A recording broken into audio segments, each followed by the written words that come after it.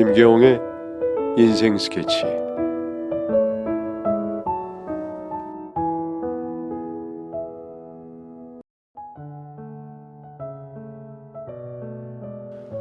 안녕하세요. 저는 20대 후반에 정말 지극히 평범한 보통의 여자입니다. 다름이 아니라 이번에 저희 시어머니께서 개밥을 드셨어요.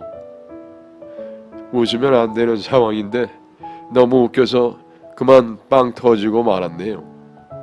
어찌된 건지 썰을 좀 풀어보려고 하는데 다 들어주실 거죠? 우선 저희 부부는 같은 직장에서 만난 선후배 사이로 시작했습니다. 회사에 먼저 들어온 것은 저지만 나이는 남편이 1살 많았어요. 군대를 다녀서 취업을 했다 보니 저보다 조금 늦게 들어오게 되었더라고요. 처음에 과장님께서 저보고 일을 가르쳐 주라고 하셨기에 연이 닿았습니다.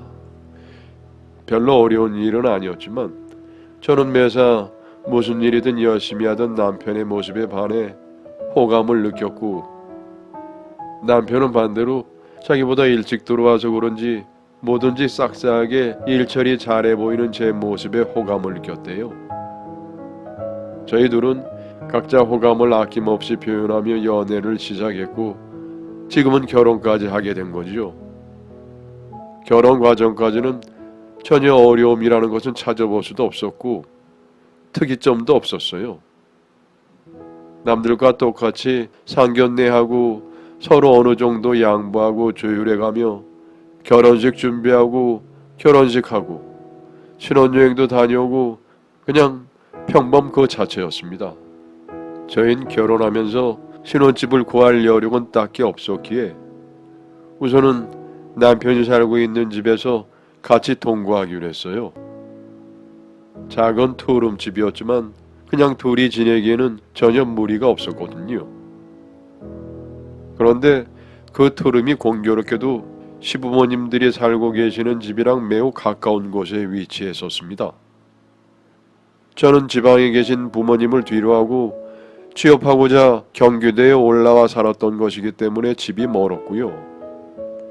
아무튼 그렇게 신혼생활을 시작하는데 멀리 지방에 계시는 부모님께서 거리가 멀다 보니 잘 못 챙겨줘서 미안하다며 이것저것 자꾸 뭘 사서 보내시는 겁니다. 하나하나 나열해 보자면은 컴퓨터 일하는데 목 어깨 뭉치면 안 된다고 어깨 마사지기, 건강 챙기려며 건강에 좋은 즙들, 한약들, 계절이 바뀔 때면 칠칠치 못해서 한 가지 이불로 한 해를 다 덮고 지낼 것 같아서 샀다며 여름 이불 같은 거 보내주시고, 그냥 내놓은 딸이 마냥 애기 같고 그런가 봐요. 저도 성인인데 말이죠. 저희 시부모님들께서는 같은 시 외곽의 전원주택에서 사시는 농사꾼이세요. 실제로 과손도 하고 계시고 도시하고는 전혀 어울리지 않은 순수한 분들이시죠. 집에 큰 개 3마리도 기르시고요. 그런데 문제는 아들 챙긴다는 명목으로 신혼집에 너무 자주 들락날락 거리신다는 겁니다. 근데 분명 명목은 아들을 챙기러 온다는 건데 명목과는 다르게 오면은 꼭 뭘 가져가세요. 이런 말 드리기 참 그렇지만 이 거지 근성이 있으신 건지 저희 부모님이 보내주신 선물들을 다 챙겨가시는 겁니다. 처음에는 어깨 안마기를 보시더니 저희 집에서 사용해보시고 시원하시다면서 잠깐 빌려가신다는 거예요. 좋으시면 하나 장만하세요 말씀드렸더니 뭐든 사면 잘 안 쓰게 된다며 예전에 운동기구 샀다가 그대로 몇 년째 못 키고 있다며 그냥 빌려가겠다 하시는 겁니다. 안 드릴 수도 없고 그냥 빌려드렸더니 글쎄 몇 달이 지나도 가져오실 생각을 안 하시는 겁니다. 그냥 준셈 쳤어요. 에휴, 근데 그뿐이면은 이런 글을 굳이 쓰고 있지 않겠죠. 저희 엄마가 네 살림 실력에 반찬이나 할 수 있겠냐며 명이나물이랑 뭐랑 이것저것 바리바리 보내주셨는데 글쎄 저희 집에 오셨을 때 맛을 보시더니 그걸 글쎄 반이나 덜렁 들어서 가져가시는 겁니다. 그래서 그것도 이해를 했습니다. 우리 엄마 솜씨가 좋아서 맛있다고 하시며 들고 가시는 건데 기분 좋고 으쓱할 일이지 하며 좋게 생각하고 말았죠. 하지만 하루 이틀 매번 오실 때마다 그런 행동이 반복되니까 그때부터는 그냥 뭔가 시부모님의 방문이 껄끄럽고 민감해지기 시작을 했어요. 건강제 반약도 한두 첩씩 빼드시고 그랬죠. 에휴, 이불 하나만 안 가져가셨네요. 참나. 남편에게 잔소리를 좀 해봤지만 대신 미안하다는 말만 할 뿐 효자 남편이나 부모님한테는 찍소리도 못하는 거 있죠. 부모님들이 평생 가수업만 하시며 완전 촌사람으로 살아서 우리 집에 있는 것들이 다 낯설어서 경험해보고 싶으셔서 그랬는갑네 하며 대신 사과를 합니다. 아니 아무리 그래도 그렇지 눈치 정도는 있으셔야지 이게 뭐냐고. 저는 저대로 속상한 마음을 분출했지만 점점 남편만 불쌍해지는 것 같고 그만두기로 했죠. 그것만 빼면 따로 스트레스 주시는 일은 없었기에 친구들의 시댁살이 시댁 스트레스 이야기를 들으며 위안 삼으며 살았어요. 그렇게 지내다가 우연한 계기 유기견을 입양하는 일이 생겼습니다. 지방에 계시는 부모님께서 어찌어찌하여 이 아이를 돌봐줄 사람을 찾는데 마땅히 없어서 너희가 괜찮으면 좀 키워볼래 하시길래 저희 부부는 일 욕심이 많아 아직은 아이 계획이 없었기에 상의 끝에 강아지를 드리기로 결정을 하게 되었죠.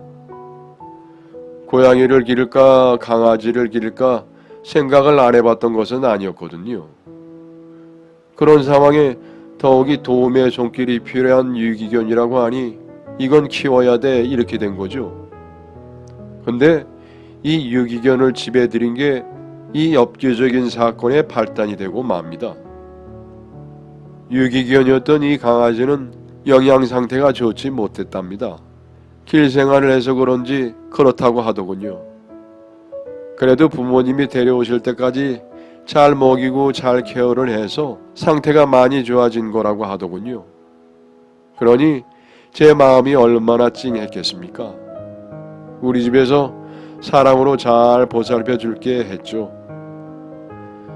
부모님께서 그 유기견 강아지 데리고 시골에서 직접 올라오셔서 저희 집에 내려놓으시곤 이야기를 좀 하시다 가셨는데 다음에 아시는 분이 강아지 수제 간식을 하시니까 그분 거 팔아드릴 겸 많이 사서 올려보내겠다고 하시더군요.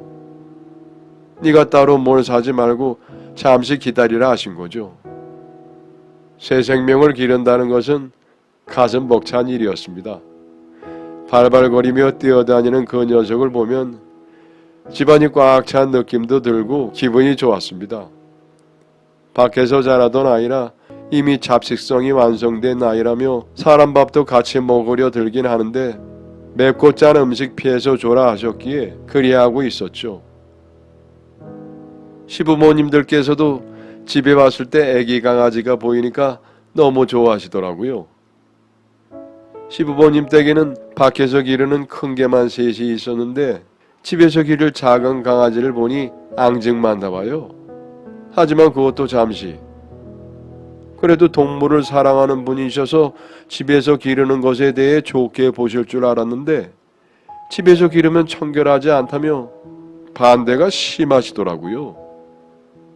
신랑이랑 저랑 그거 설득시키느라 정말 진땀 뺐습니다. 그리고 며칠이 지나 드디어 기다리던 수제 간식이 큰 박스로 집에 도착을 했습니다. 뜯어보니 별의별 간식들이 다 있더라고요. 큐브 모양 간식이나 캔유 등등. 거기다가 웬 아이스팩을 넣어서 까만 비닐에 넣어서 보내신 게 있길래 이게 뭐냐 했더니 동네에서 이번에 닭을 잡아서 삼계탕을 해 드셨는데 먹다 남은 고기들이랑 맵지 않은 반찬들 짬 남는 거 모아서 잡탕처럼 끓인 걸 냉동해서 보내셨더군요. 저는 개인적으로 이런 거 먹이는 거 별로 안 좋아하는데 부모님이 시골 분들이시다 보니 그러신 것 같더군요. 그런데 부모님께서 다음엔 안 보낼 테니 그래도 이왕 보낸 거 그것까지만 먹이라고 예전에 자기들 임시로 보호 중일 때 그 애가 제일 좋아하던 거라며 그리 말씀을 하시길래 에휴 그래 이게 마지막이야. 이거 먹고부터는 먹다 남은 거 말고 건강한 것만 먹이자 하고 알겠다 했습니다. 여러분의 사연을 기다리고 있습니다. 내용은 제한이 없고요. 구독과 좋아요는 저에게 큰 힘이 됩니다.